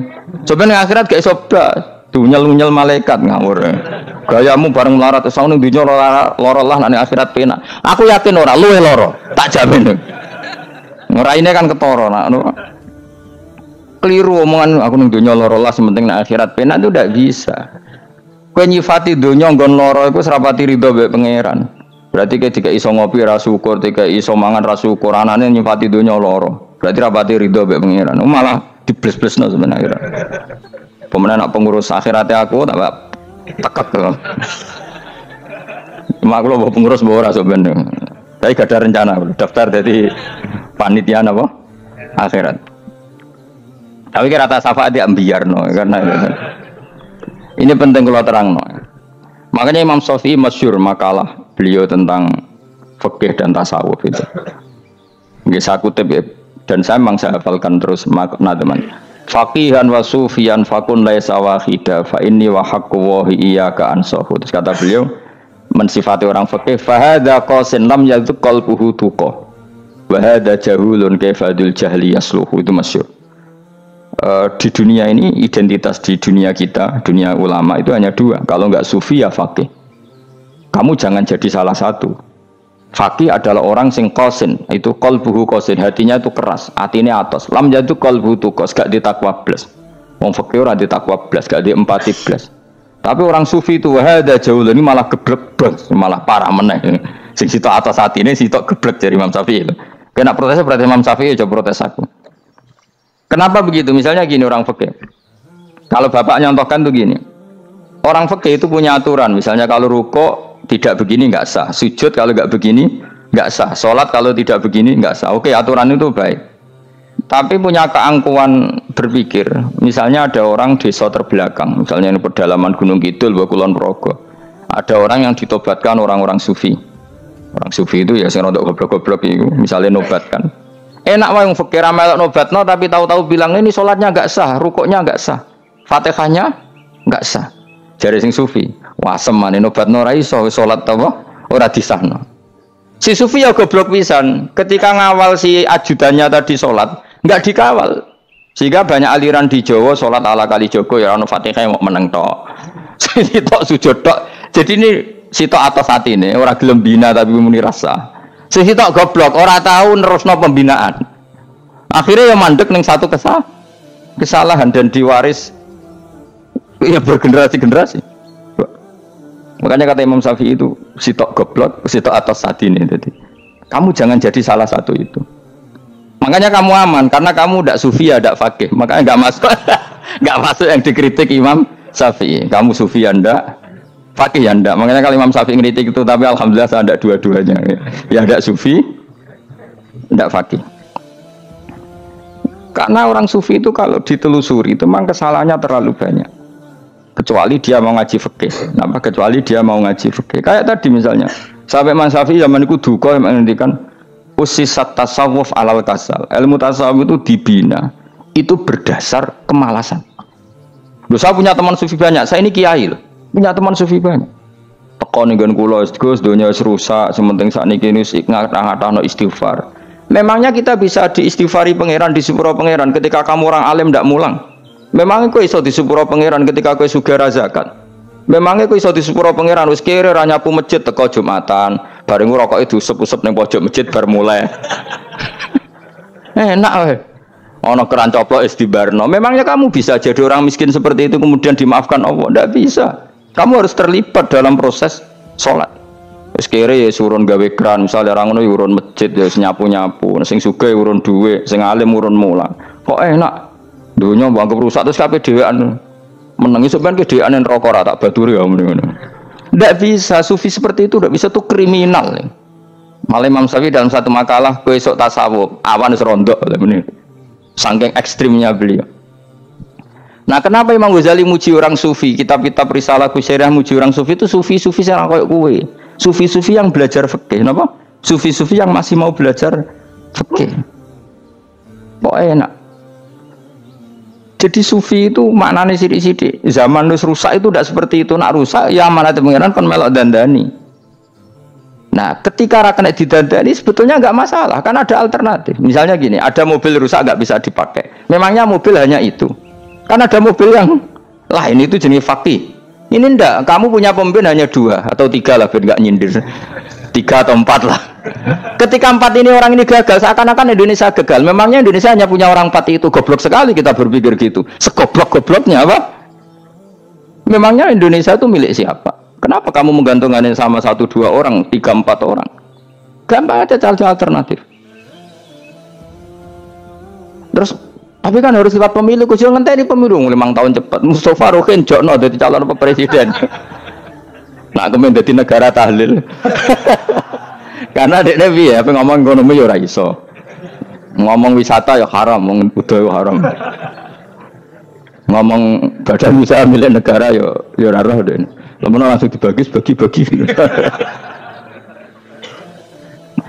Tapi kelirunya kita selalu begitu. Ketika kecewa sama pemimpin, seakan-akan dunia ini tergantung pemimpin itu. Mana ada dunia ini dipasrahkan sama makhluk oleh Allah.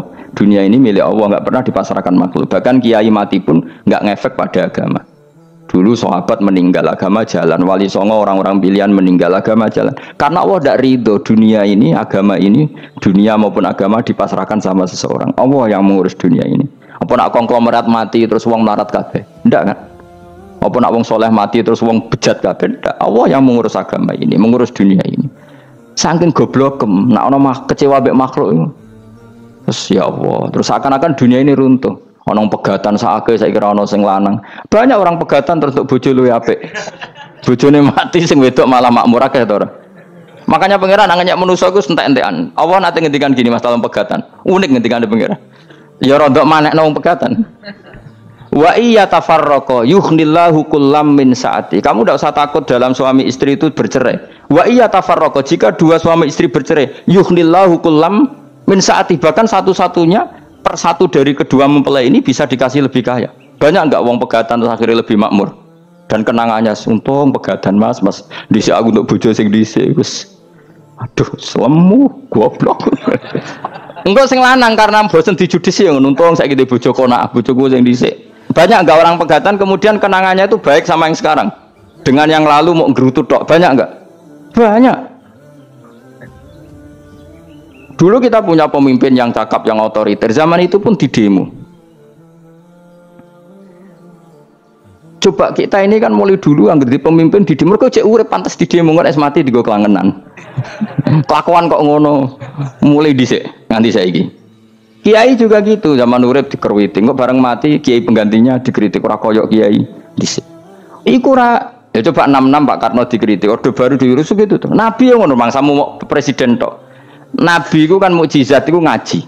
Jadi mukjizatnya Nabi ku ngaji. Jare masyarakat kon mukjizat orang keren blas. Mukjizat itu kudu nganggo tongkat. Dadi seru napa? Dianggap Nabi Harry Potter. Jadi Nabi itu mukjizat kok mulang. Mulang itu mengatur logika supaya mapan nikmati Allah dan Rasul. Itu mulang. Mereka agak seneng. Mat. Sakroku Nabi-nabi dhisik kudu tongkat apa no, Mat. Dadi seru apa? Seru main seblak pokoke seru lah. Nabi sempat tertarik, ya kepengen di tongkat tahu Nabi tua, kita ya sangar lah, wah. Jadi Nabi ngalor ngidul gak apa, tongkat nggak ono sing ngelawan, plus terus kecemplung segoro, kan ya seru lah, misalnya ono Yogyo macam-macam, tutuk, terus likui faksi do tenggelam kan, seru lah, wah. Nah jawab pengiran dulu lucu, dia matke jok tongkat, gampang lah masalah tongkat. Sekarang ngetokno wit kan gampang tongkat, memang kamu tongkatnya Nabi Musa terus. Digawe dikai mori terus dikai minyak ya ora dijupukno wit diketokno mangsamu. Wong sing hebat itu sing nyekel dol ora apa. Ya jajal to kate Musa tak kene kowe. Iki ora ono pengaruhe. Wong saiki ning gone Turki digo tontonan ora piye-piye. Lah nek mbate jek aktif Pak Turki nantang Israel duel langsung. Lah wong ditongkate Nabi Musa kok digertak Israel rawani. Lah nek tongkat iku tenan nak apa? Sing sakti sing nyekel dul ora perkara tongkate. Nah, cara wae dhisik sono HP Nabi Musa ya luar biasa cara itu. Akhirnya Nabi Muhammad itu sempat kepengin jawab pangeran unik. Awalam yakfuru bima utiya Musa min qabl. Matke kok gak eling apa zaman Musa nggo tongkat wong terus do iman. Awalam yakfuru bima utiya Musa min qabl qalu sikhroni tadzahara wa qalu inna bikullin kafirun.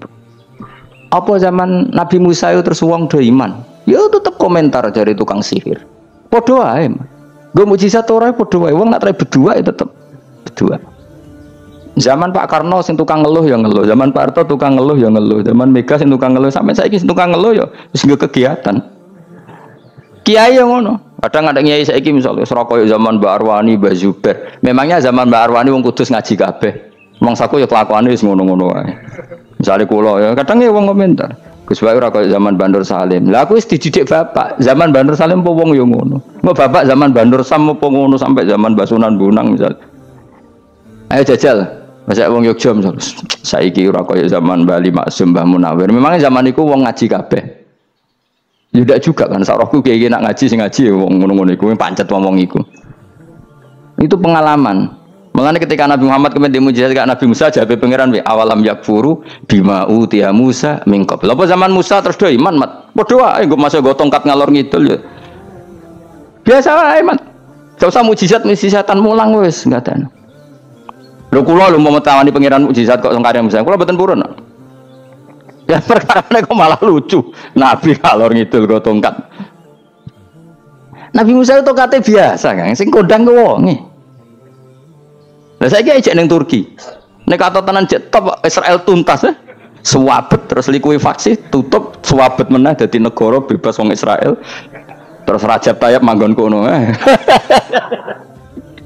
Iku aneh-aneh iki. Makanya penting yang dikatakan mukjizat yo ngaji. Ngaji itu bisa membentuk yakin. Yakin itu bisa membentuk tahqiq. Nah caranya yakin gimana? Tak warai kan ben dadi wali. Wali sing jalur ilmu. Jalur melarat wis kowe luwih iso lah. Wali ku jalur akeh.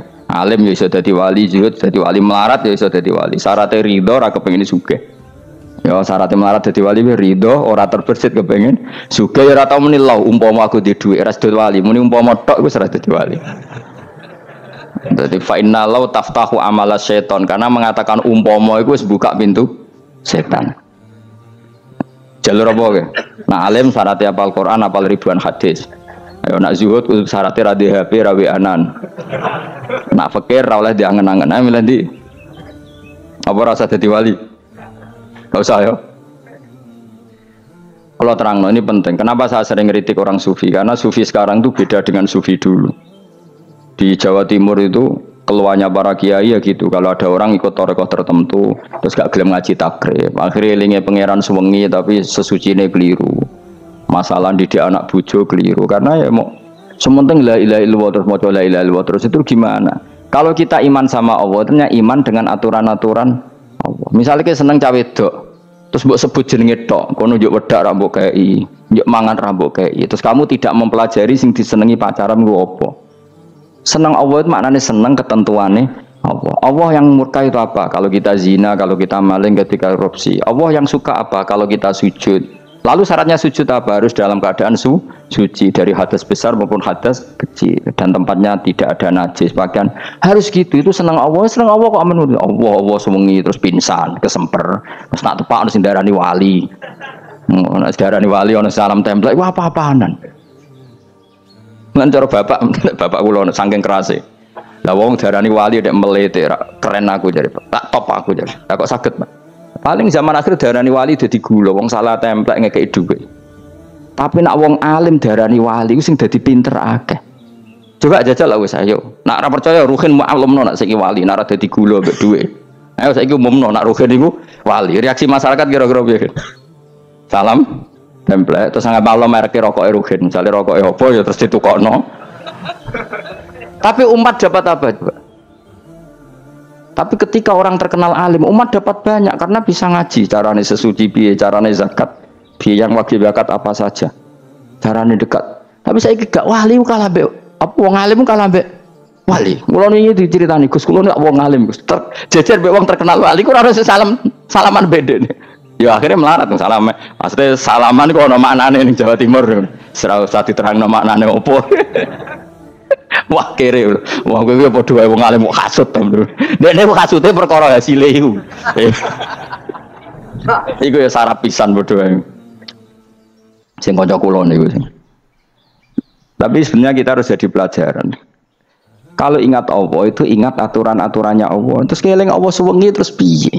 Allah bikin aturan, kamu sewengi ning masjid itu ketentuan fikihnya kayak apa? Kalau istri kamu sakit, anak kamu sakit, kamu wajib ngurmat anak bojo dan itu juga perintah Allah. Terus eling Allah dulu nggak ada zaman Nabi seperti itu. Nabi itikaf sewengi ning masjid besok mikir wiridan, ya mulang biasa. Wiridan sekadarnya, habis itu Nabi yang ngajar biasa. Siapa yang tanya tentang haid, siapa yang tanya tentang ghanimah, siapa yang tanya. Jadi yas'alunaka 'anil anfal. Ketika mereka iskal, lalu ghanimah cara bagi gimana ya Rasulullah? Dibagi wa'lamu annama ghanimtum min syai'in fa lillahi khumusahu wa lirrasul 1/5. Ada yang tanya lagi, wa salunaka 'anil makhid. Istri saya cara ngakad tidak normal ya Rasulullah. Kadang-kadang over. Terus disebut itu istihadah apa? Itu ditanyakan. Ada yang kaya usul ya Rasulullah duit kula kathah lalu tak kasihkan siapa? Ya salunaka madzayun fikun. Ora kok terus eling pangeran sungi-sungi terus do ngantuk, bariku keturu. Bariku makan-makan ora ono ngono. Coba jika seseorang terkenal wali itu paling untung udekne. Ini bukan kritik kan. Memang harus dikritik. Sing kritik aku enak kowe kualat, kowe ra wali kok ngritik wali. Ya cuma melok-melok. Karena apa? Kita ini syafaqatan di hadil ummah, kita kasihan umat ini mencintai kiai, kemudian tidak dapat apa-apa dari kiai itu. Caranya apa ya? Kita mulang. Makanya Rasulullah itu masyhur kan di sebuah hadis, sama cari di Muqaddimah Majmu', di Muqaddimah Ihya, hampir semua kitab ulama top itu menceritakan hadis ini. Nabi ke masjid, ada satu kelompok yang nangis-nangis ndonga, ada sekelompok yang mulang fikih. Mulang itu yes, iki halal, iki haram, iki sholat begini nggak sah ini. Pokoknya mulang aturan-aturannya pangeran. Nabi ngadeg, kemudian Nabi bilang gini, kilakuma ala khairin, dua kelompok ini sama-sama baik. Tapi apa yang terjadi? Amma haula fa'iduna waha, mereka adalah kelompok-kelompok yang minta sama Allah insya'a ajaba wa insya'a la. Kalau Allah mengendaki ya disembadani, kalau ndak ya enggak. Tapi ini kelompok yang membicarakan hukum-hukumnya pangeran, pasti Allah ridho. Wa innama bu'istu mu'alliman, memang sing jenenge Nabi itu untuk mengumumkan halal haram, maka Nabi terus ikut yang kelompok belajar tadi. Karena yang dikatakan coba Nabi diutus jadi Nabi itu apa? Saya tanya, bikin aturan, caranya tawaf ke Ka'bah begini. Dulu tawaf itu udo, dulu tawaf itu bawa hubal lata, dulu tawaf itu dengan penuh kesyirikan. Nabi datang, cong tawaf itu aturannya gini, nggak boleh ada yang berbau syirik. Caranya tawaf 7 kali, baca kalimat ini. Sa'i juga gitu. Dulu yang namanya sa'i itu setar megang berhala Isaf. Nanti di Marwah megang Nailah. Setarnya gitu. Dari kesyirikan ke kesyirikan. Terus Nabi datang, nggak boleh megang Isaf dan Nailah. Harus dibongkar. Dimulai dari labbaik Allahumma labbaik la syarikalah innal hamda wa ni'mata laka wal mulka la syarikalah. Itu Nabi. Sehingga saking ekstrimnya sahabat itu dulu nggak mau disuruh sa'i. Ndak ya Rasulullah, kita ada sa'i. Tempat yang dulu kita syirik di situ. Karena kalau sofa setarnya pegang Isaf, nanti kalau di Marwah pegang Nailah. Itu nama berhala. Terus Allah menurunkan inna sofa al-marwata min sya'airillah faman hajjal baita wa i'tamara fala junaha. Istilah pangeran fala junaha. Kalau kamu sudah Islam nggak apa-apa sa'i. Kenapa bilang nggak apa-apa? Karena dulu pernah sahabat merasa dosa, karena itu dulu basis kemusyrikan. Jadi ini penting saya utarakan. Lagi-lagi yang digerakkan Nabi adalah aturan main dalam hidup ini. Apa? Aturan main. Lho kula wingi pasaran wingi ini kula mucal napa sampean tadi. Kula mucal Minhajul Thalibin. Karangan Imam Nawawi. Kitab fikih. Mergo kula niku mangkel. Kadang wong alim terus darani wali. Nek darani wali ngono wong teko njuk pangestu. Kadang kurang ajar meneh wong ape kaji njuk ndongakno kaji mabrur. Luwih parah meneh. Nah kula tak ngamuk tenan. Kowe nak langsung ndongakno wong iku kaji mabrur padha karo ana wong ra iso numpak sepeda motor. Iki kula badhe numpak sepeda motor, ndongakno slamet. Wong belajar ya ora kok ndongakno selamat. Mestine iku takok sik carane numpak sepeda motor piye lagi yo ndongakno selamat. Wong isi iso ora mesti selamat. Iki rong iso apa? Ya iku badhe numpak sepeda motor ndongakno selamat. Aneh gak pertanyaan seperti itu? Permintaan minta selamat ketika kamu tidak bisa naik motor itu aneh gak? Aneh. Kalau kamu mau haji, takok sik syarat rukunnya haji, baru minta didoain haji mabrur. Ini ndak masyarakat tahu-tahu minta haji. Oh nak tonggo kula tak piso itu. Untung ngomong Rembang rawat aku loh. Jadi ora ono sing wani.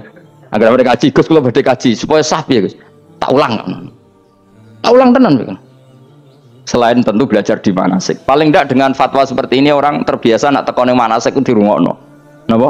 Kadang ya ora teko ning manasik ngantuk tok. Itu tidak bisa, harus diwarai. Misalnya tawaf dimulai dari Hajar Aswad dan usahakan menjauh dari Ka'bah 1 meter atau setengah meter. Karena kalau terlalu mepet Ka'bah, takutnya tadi nginjek pondasi Ka'bah. Jadi tidak ngitari Ka'bah tapi tawaf di atas Ka'bah. Kedua, kalau terlalu dekat, kiswah Ka'bah itu mulat tohah bitit. Kiswah Ka'bah itu penuh dengan minyak. Dan kalau terlalu dekat menyentuh, padahal orang ikhram itu nggak boleh nyentuh kiswah. Jadi harus diterangkan. Kok malah gue kaji marugi kalau gitu terus dungo nangis, belum nangis servisnya akeh. Itu apa-apaan? Mau dibawa kemana agama ini? Kemudian sing juk dungong suga, gini nangis tenanan oleh nyangone luwe akeh. Nah cara bapak itu nangis itu serupat teman. Serasa nangis anak jadi kiai. Pokoknya ulang nak ragilem ses, buat nonos. Tobat, song ini tobat. Yang marah ini utaknya ini gimana?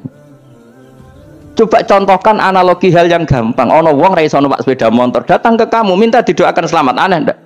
Urutannya ya belajar apa? Terus ono wong ra iso salat, ih dongakno salat kula niku makbulah. Makbulah mbahmu. Takbir ar-Fatihah ar ya kabeh itu ono urutane. Ya itu lama. Jadi makanya Rasulullah hanya gabung sama yang mualliman, yang guru. Dan ketika Allah nyifati Rasul itu apa coba? Rabbana wa ba'ats fihim rasulam minhum yaslu alaihim ayati wa yuzakkihim wa yu'allimuhumul kitab wal hikmah. Rasul itu sifatnya yang diulang-ulang pangeran itu yaslu alaihim ayatika, membaca ayat-ayatmu. Artinya apa coba? Mulang kan? Wa yuzakkihim, membersihkan akhlak-akhlak mereka. Artinya apa? Mulang kan? Wa yu'allimuhumul kitab wal hikmah. Artinya apa? Mulang. Nabi itu disifati dalam satu ayat itu gayanya sampai 3 kali sifat, tapi maknanya mulang kabeh. Yaslu alaihim ayatika, artinya apa? Membacakan ayat-ayat Allah, artinya apa? Mulang kan? Wa yu'allimuhum, artinya apa? Mulang. Wa yuzakkihim, bersihkan mereka, membina, artinya apa? Mulang. Makanya saya pernah ketika tawaf, anak-anak sarang yang idolakan saya itu, saya ingin di depan multazam jenengan berdoa. Saya ngamini karena doa jenengan mustajab. Mohon ngaji sih, nah ngaji kok tak dongakno, nak eling, nak ora ya wis. Ya guys, oke, jam 2 malam kita di atas tingkat 3 kalau nggak salah pas itu di Mekah deh. Mulang Bukhari guys, kalau ngaji Bukhari begini, ya tak ulang. Jam 2 saya ngajar sampai subuh sekitar 2 jam. Habis itu lagi donga dengar pemultasan. Kalau donga sederhana Gusti, bocah-bocah niki mugi-mugi wonten gunane teng umat Rasulillah, purun mulang mboten kedunyane. Amin ya, amin. Padahal di antara mereka kita orang sing donga pengen rabi, perkara wis tuwa. Kula dongane ya Allah. Ini di depan multazam semoga anak-anak ini manfaat umatnya Kanjeng Nabi purun mulang, purun napa-napa teng masyarakat. Wis iku tok amin amin pun bar. Karena itu yang saya bisa tanggung jawab di depan Allah Subhanahu wa taala. Coba kamu berani enggak di depan Allah terus kayak ngomong dunia. Karena hanya mulang yang bisa mengantar manusia mencintai Allah dan Rasul. Coba barokahnya kabeh kiai darani harame zina. Berapa juta orang yang tidak berzina gara-gara dawe para kiai nak wong zina sok ben dakare dikwetok, virgine ditunjuk malaikat. Entah cara ngulang gimana, cara tahdzir gimana terserah gayanya kiai masing-masing. Mungkin Mustafa nyontokno payudara di guantung, mungkin jorok penyerot. Dadi rohen duwe pinter meneh dakare apa dikwetok. Barokahnya tahdzir seperti itu berapa juta orang yang kemudian tidak zina. Berapa orang nggak jadi rentenir gara-gara cerita para kiai? Berapa ribu juta orang yang nggak bodoh nih mergo apa jadi ilate itu apa digunting malaikat.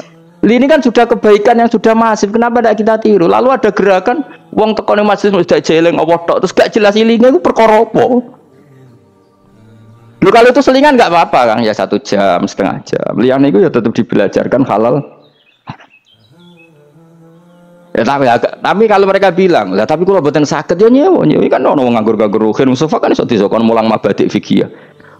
Ojo nyewa aku wis kiye gede larang. Ini kan murah 200.000, 300. Lho kula ra narep lah wong kan wis rawani nyangoni sithik. Jare Mbah Mun resiko gak seneng kiye gede. Wis salami templek kadung ra pantes. Salami sithik lho kadung gak pantes. Mulane jane kiai ngundang kiai cilik ae. Kiai gede ku resiko. Ya misalnya mulang fikih ngongkon aku. Wong wis sepakat. Nah, kowe kan sangoni 200 kan pantes kan ya? Kowe piro, Mas? Nyoro, malah jare Mbah Mun kiai cilik ku tak bangel sugih. Kok nek kiai gedhe wong nyalami templek sithik ku ya isin. Nek kiai cilik ku ya biasa wae. Padahal sing iki luwih butuh. Ya sakit, nek kiai cilik ku ya sakit. Tapi salah ilmune ra ngontapi akhirnya ya wis tok kono wae makome sedek.